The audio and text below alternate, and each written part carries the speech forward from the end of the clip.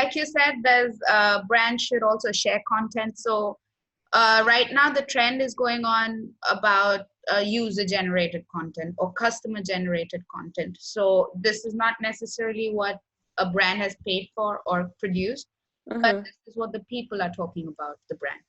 So how does one actually monitor that? I mean, sometimes it can be bad, like you said, a negative review. Now you really can't advertise it, or you can't really say that, oh, one of the customers have also said this. And how do you make it into a positive feedback and portray it to the other members of the community as well? If a comment is negative and you know very well whatever that is inside the negative is 95% true about your brand, acknowledge it. But sometimes you don't have to acknowledge it so openly so that other people can have the chance to throw a lot of negative into you or your brand.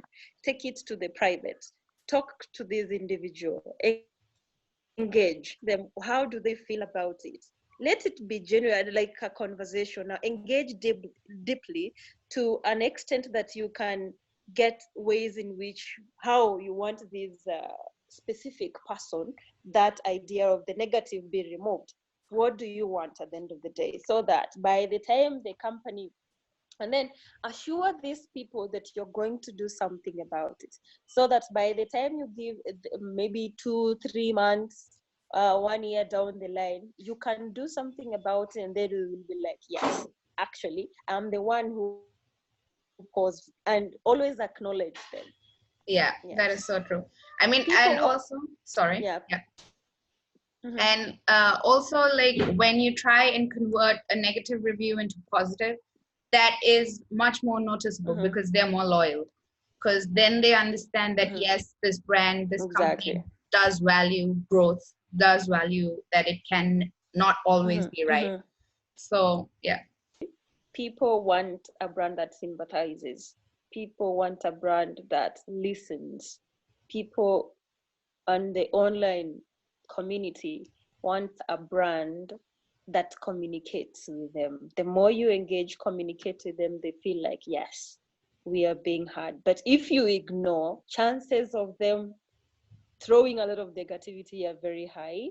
And secondly, what actually I have to talk about when on brands and social media responding on the negatives, there is this idea of automating responses. Personally, I don't like it. I don't like it at all. If I share negative about your brand and then you respond the same as how you respond to my friend who is asking on the same issue, I'll be actually very mad. I will come to your DM and I'll write. You know, when people are angry, they are so they are so emotional. They can even write some things you'll be like, oh my God, it shouldn't have gone here.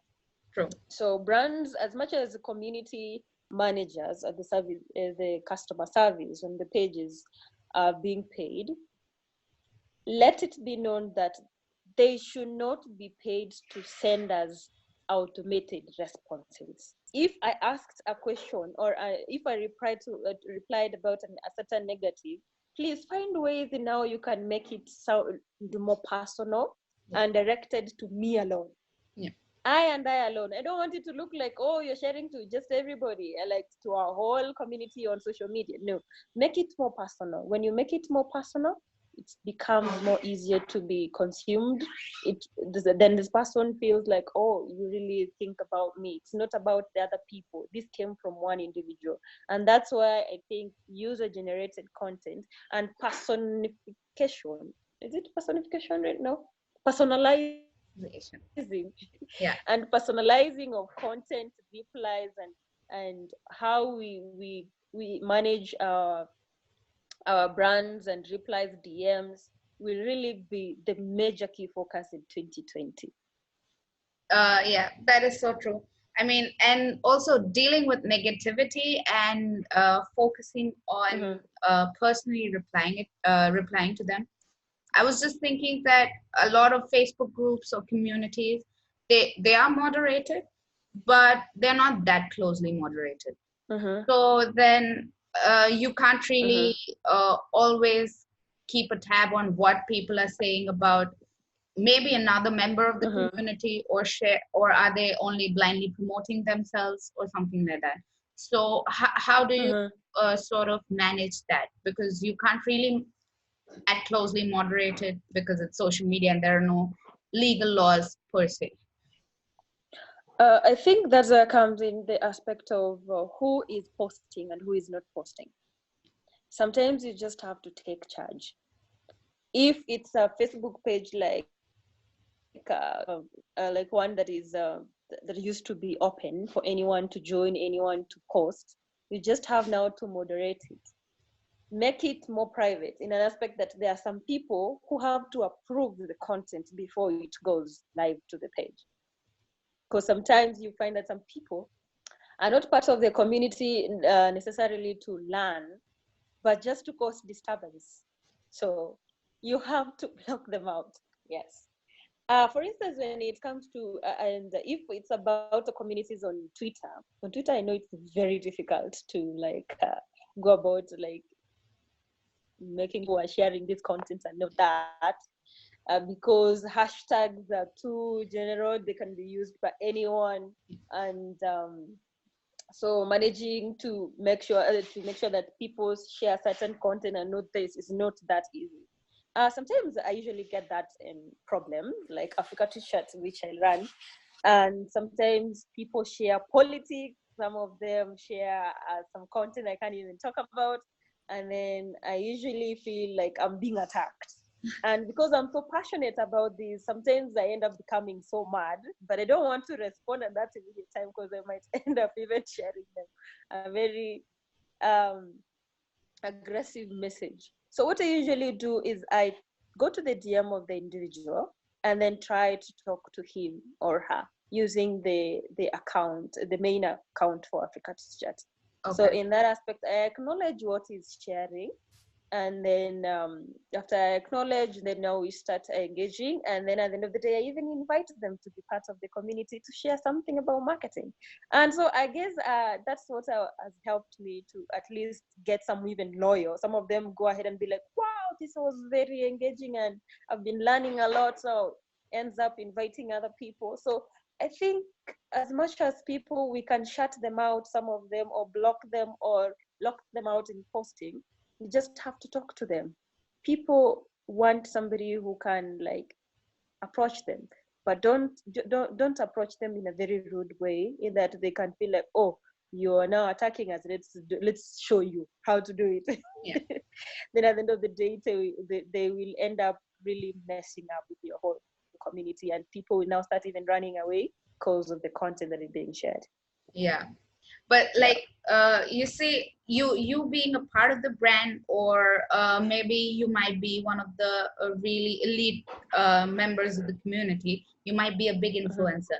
When you approach these people, they actually listen to you. They're like, okay, I might agree with you, but what if there are normal people who really are passionate about the brand or the community, and they try and speak out, but so then it's just a war, because then they're normal people, so the content that they share or the opinions that they share don't hold that much value as such as yours or a brand speaking up for itself.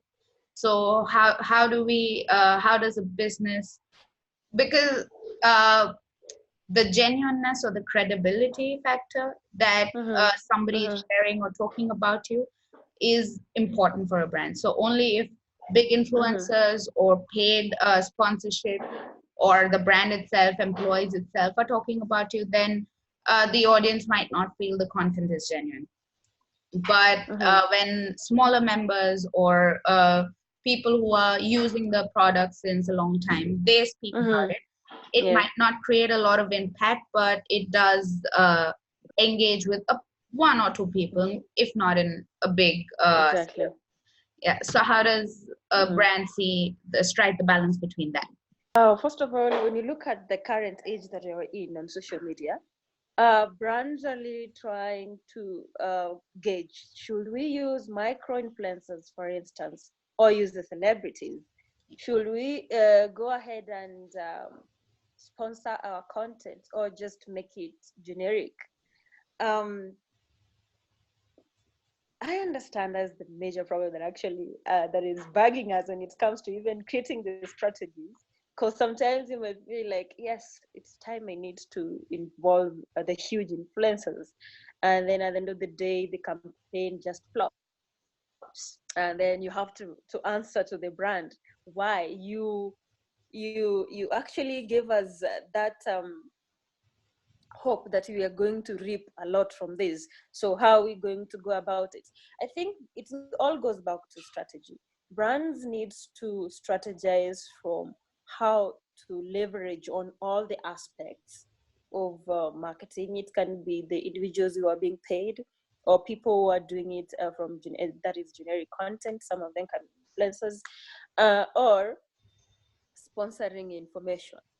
And so I think if, for instance, these brands think collaborating with only not their fellow, like not influencers necessarily, but even chats or groups on social media. For instance, currently you realize that almost every page, not only every page, people, as much as they realize that they have some influence on certain page or a certain social media platform, they want to make money out of it. And so brands are really trying to even invest into that too. But how they pick might be the problem. But how this is where now it comes in that they have to be checking people thoroughly, or checking the pages, checking the communities before they make decisions. That brings in a content creator, brings in a marketing strategist, talk about the digital analyst, as in working together in a collaboration in order to know what should go here, what not should go here. And then something else, as much as they are looking to work with other people in order to amplify the content, amplify about their services, their products, they have to look at who are they working with. Having 200,000 followers doesn't equate to sales or meeting your target. How are you choosing these mega influencers? How are you choosing these niche influencers? Are you choosing them according to their following, or are you choosing them according to what they are doing? Because I think that's where we have a big gap, identifying an influencer by the niche. Because people think like having followers is enough, and brands needs to be educated. That's where another problem is. We usually think like, oh, brands are there just to pour money, let's do the marketing, oh, you have got this number of likes, clicks on the website, and that's all. No. How can you engage them in an aspect that they are trained, they understand what you are doing on social media, so that they can review on their own? How are we training their employers to feel like, yes, those small social media accounts from them have impact? So how can they get involved, sharing on something about the brand? And look at the aspect of, after the campaign is done, then what?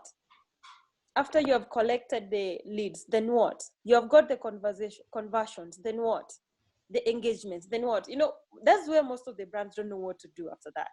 True. Because they think, oh, a one-time campaign, oh, we expected this is what we get, case closed. Let's move on to our next thing. No, how can you use what you have got in terms of the reports to focus on the next one?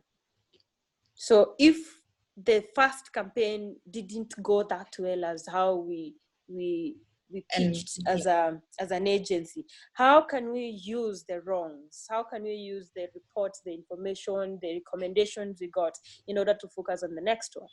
So there needs to be a journey. On social media is everything. I think it's all about a journey. You have to know where you are from, where you are going. True. If you break in the middle and then, okay, for instance, you work with the agency B, they give you very nice information, projections, what they want to do, what they will achieve, and then you realize that they achieved a quarter of what they said. And then you'll be like, oh, this agency doesn't give me what they said, so they just wanted to eat my money as a brand. And then you go ahead, get another agency. The agency will start from zero again. Yeah. Then project, do the work, and then be like, oh, you are somewhere, but you haven't given me what I wanted. Then you drop it, you go to another. Imagine by the time this company will grow to a half of what this new agency is now going to give them, you will have already like wasted a lot of money. Instead of, yes, we failed in this one, but new agency and us, how should we go about this? What are we missing? What should we add? Collaboration. Because collaboration can look forward to a long term. If we focus on long term, more less money will be used to pay these agencies and more focus on growth. And when both people grow, that is a plus. But if you grow within a month, yes, we are here, we get this contract, we're given $30,000, let's do this job, and then after that we throw it away, and then you start over again. You'll always, it's like you're going back to zero, and you'll never grow. You'll waste your money, and then at the end of the day you'll be complaining, oh, social media doesn't work, or agency A doesn't.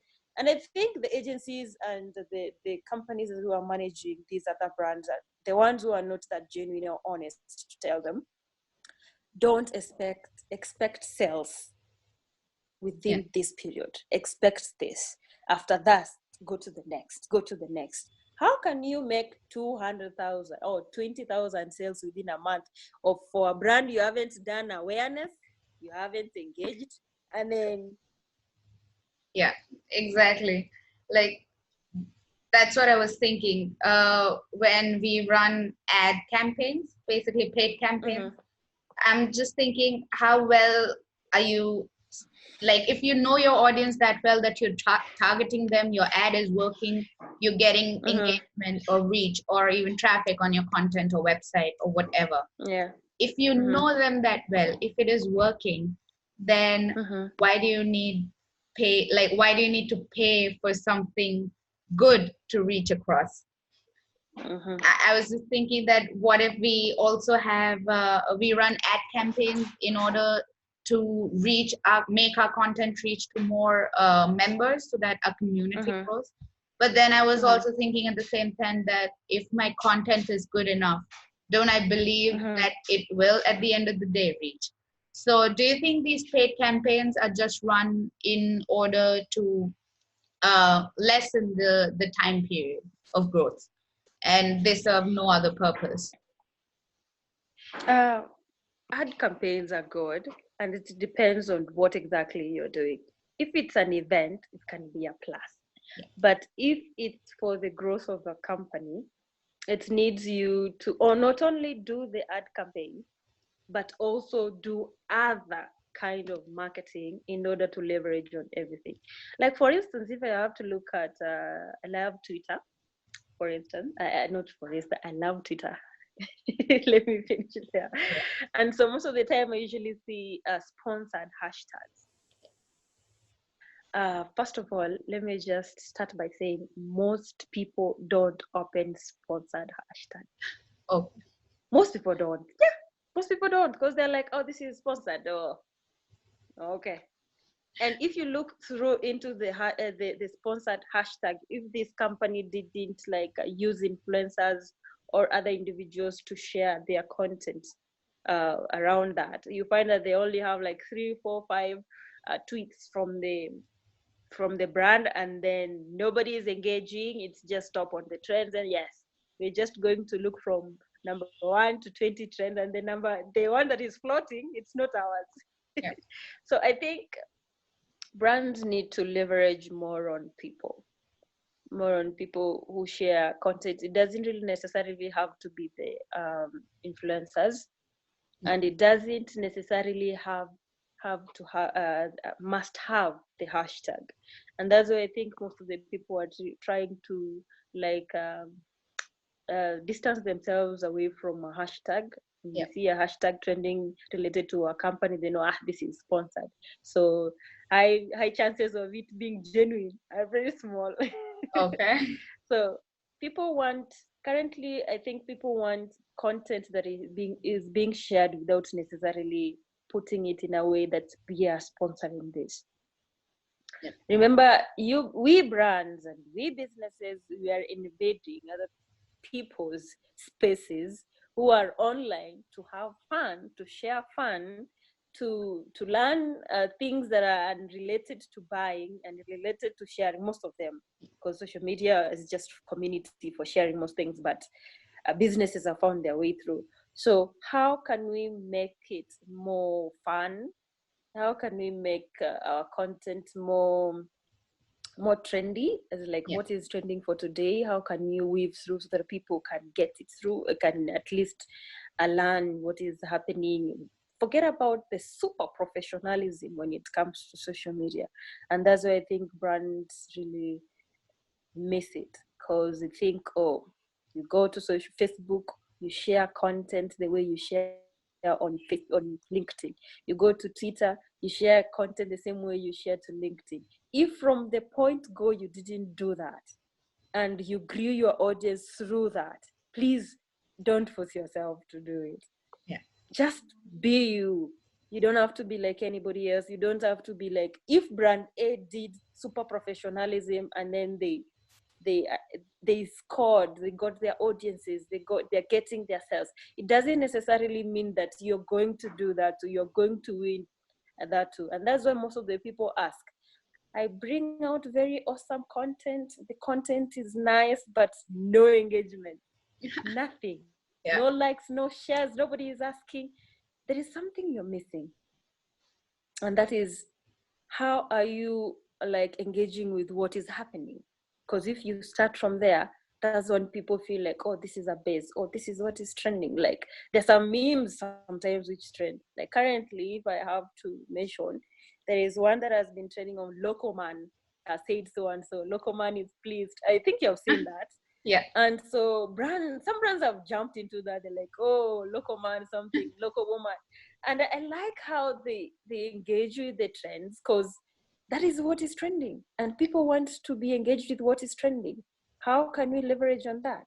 How can you make yourself more involved than just posting and waiting for people to come and, oh, people come and ask us questions, retweet, like, share our content. Yeah. So ads are good. I can't really like say they're bad. Ads are good, and it will have to be more focused on the SEO. Yeah. And the more focus on what is trending, at least related to what is trending. And if ads have to involve the campaigns in terms of using influencers, using maybe radios. You know, nowadays brands use the media Yeah. to influence them. How are they developing the content? Which kind of graphics are you using? Are you even using content that is unbranded? Because some people, when they see branded content, they don't want to be involved with.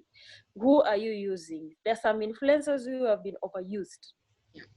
So to some extent, if you share anything, people know, this is paid for. Yeah. How can you use individuals who are not giving people that kind of thought? True. Yeah. So it should be a whole set of strategies that should accompany each other. Yeah. Yeah. So thank you so much. I think I've had a pretty solid knowledge base now for building an online community if I want to. And I just wanted to ask you, where can people find you, and are you going to be going to some events, and when does Africa Tweet Chat regularly happen? I'm in the house, but I'm on social media, yes. Yeah. Sorry, I just wanted to bring a joke. On social media, in all platforms. And there's Okay. Twitter, Janet Machuka. Actually, if you search Janet Machuka, you get all my channels. Okay. And when it comes to events, I'm a fan of events, but my events are exclusive. I have to choose which one to go and which one not to, because sometimes you might appear to one that you are representing your brand that bars you from going there, and then boom, your contract has to come to an end. True. So Currently, I'm planning our first meetup workshop for Africa to Chat, because we've been doing a lot of online discussions, online chats, inviting people, and we think now is about time we go offline. Yeah. We've been waiting for our academy to be up, but this building a company, it's not easy. It's crazy. Yeah. It takes time. It needs a lot of patience. And though we felt like we have waited for so long, it's about time we start doing something offline before we launch it. So we are planning to do a workshop next month. I'll be sharing the details on social media. For now, I'll just keep my mouth shut, because there's some details that we haven't agreed as a group. All right. Yep. Okay. And just something I wanted to add on the building online communities. People don't necessarily understand what is a community on social media, and most of them usually think like this community must have people in a group, people on Facebook group, people on a Facebook page, or people in a Twitter chat kind of aspect, or LinkedIn groups. It starts from your account. Remember, you're looking at people following you, people engaging with you, you sharing with other people what about your content, about what you're doing, depending on what you want to do. But in businesses, you're sharing information more about your products, your services, how people talk about your brand. Always look at it from that aspect. That is a community. And those friends you have, they are your community. How do you engage with each other? How do you benefit from each other? So if brands look at it from the aspect of starting from their own brand, their own account, as the community they are building, they will be easy to sprout more. Because when you go out like, oh, I'm joining Twitter chats, I'm joining Facebook chats, it's like whatever you're going to share in that new group, or to your page, if it's Facebook, from the group to your page, you're sharing it to your community. So in return, this community might end up being part of the other community. So everything is related. So let people look at a community not from the aspect of, oh, we have to be in chats. No, you are individuals who have similar or related interests from that page of yours. Yeah. True. And so always focus on sharing your experiences, amplify your business through your messengers, your people who refer you, those who you refer, collect views from people, share the testimonies of other people, create a relationship with your community. True. Yeah. Thank you so much, Janet, for being a part of the Social Media Marvels. I hope you had fun. Thank you. Yeah. I did. And very soon, I think it's about time I start my own podcast.